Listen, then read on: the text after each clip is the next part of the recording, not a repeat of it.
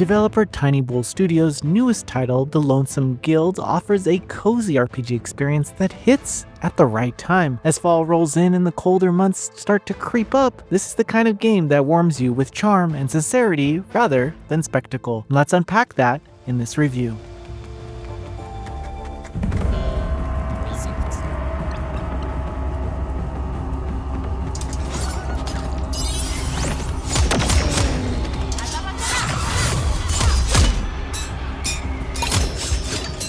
The Lonesome Guild takes place in the world of Etere, a land under siege by a mysterious red mist. Around the same time, a wandering ghost finds himself drawn into the chaos. So, with the help of a curious rabbit named Da Vinci, the two set out to uncover what happened to the fallen champions of this region, all while recruiting new allies and bringing comfort to those suffering from loneliness. Along the way, the duo formed the titular guild, one that slowly grows in size and heart as the journey unfolds. The game's appeal lies not in epic skill, but in the cast. You'll meet characters like the quiet archer Mr. Fox, the fiery capybara Ran Tran Trum, the playful Muin, the strong warrior Chaska, and the sharp-tongued elder Sarangalin. Each character brings a different tone and energy to your party, and getting to know them becomes one of the game's main rewards. What stood out to me early on is how the story balances its emotional core with gameplay depth. The 7 main characters all have distinct personalities and ways of confronting the world's problems, but the heart of it is all in the Ghost, who happens to be the first character you control. Ghost can't fight or solve puzzles directly like other guild members, yet they remain vital to both the story and combat. Shy but optimistic, Ghost tries to see the good in every situation, guiding decisions that affect the guild's past and resolving moral dilemmas when confronting rogue champions. A recurring thread in the story is discovering Ghost's past. During exploration, you'll often encounter orbs visible only to Ghost, which trigger short flashbacks that help fill in who they once were. Combat also revolves around Ghost. Instead of directly controlling the party, you possess them, switching between members during fights. Each switch grants that character a brief power boost, encouraging you to rotate frequently rather than stick to one character. Every member of the team has their own moveset tied to specific button presses. Accessories provide another layer of customization. They're color-coded based on rarity and strength. Gold items give unique boosts like healing nearby allies or granting bonus attacks, while simpler gray ones increase core stats like strength or defense. Ghosts can't equip accessories or level up, but they have a unique ability that charges over time in battle. Once full, you can trigger a devastating ultimate attack that can turn the tide of tough encounters. Now, the gauge can be activated in smaller increments as well, but I found it best to wait until it's full for maximum effect. Early on in the story, Ghost meets Da Vinci, a rabbit inventor who lives up to his name. He's the first to join your cause and help spark the formation of the guild. As friendships grow, so does your strengths. Relationship points increase through dialogue choices or using items that reflect each character's tastes,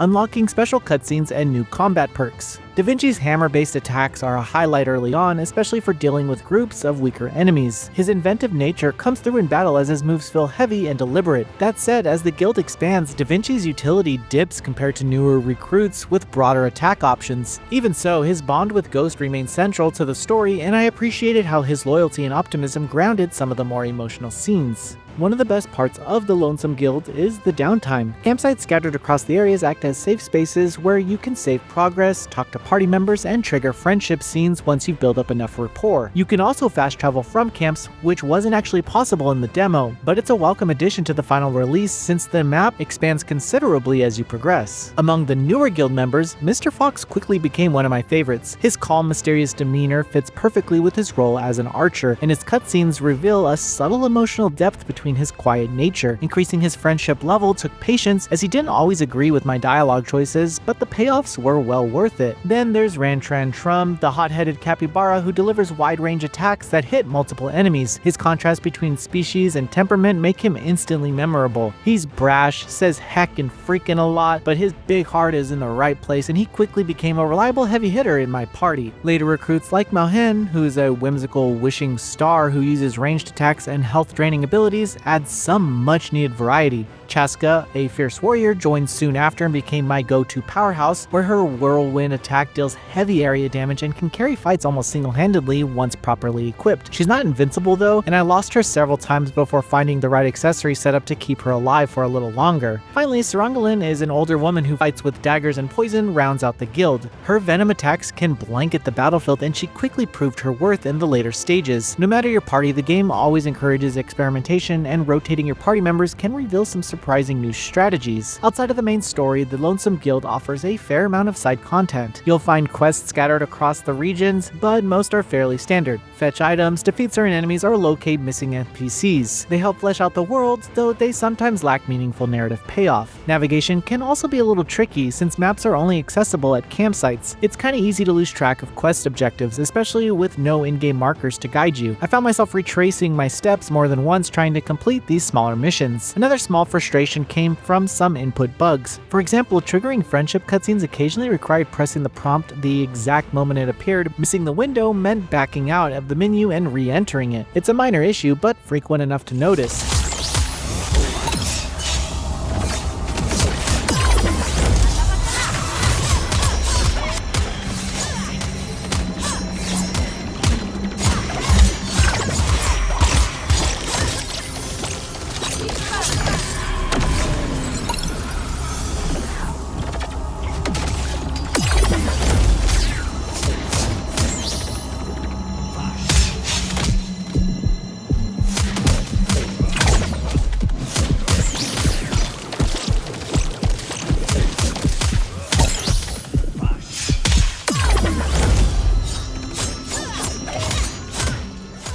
I'm happy to say that the Lonesome Guild met my expectations. It's a thoughtful, charming RPG that values empathy over spectacle, with a strong emphasis on friendship and connection. The message about combating loneliness resonates without feeling heavy-handed, and this world feels alive thanks to its colorful characters and heartfelt writing. While the side quests and technical quirks occasionally pull you out of the experience, the emotional core more than makes up for it. The balance of combat, story, and character interactions feels cohesive and rewarding. With so many dark or horror-heavy releases dropping this month, the Lonesome Guild feels like the comforting reprieve. It's a lighthearted adventure about companionship and kindness, and sometimes that's all we need. If you're looking for an RPG to sink into during those quiet nights, this is a worthwhile choice. Noisy Pixel is giving the Lonesome Guild a 9 out of 10. Thanks for watching. This video is brought to you by our supporters on Patreon. Noisy Pixel is run by a group of gamers providing independent gaming coverage through news, reviews, previews, and more. Check out our Patreon to help support our continued growth, and subscribe to keep up with all our future content.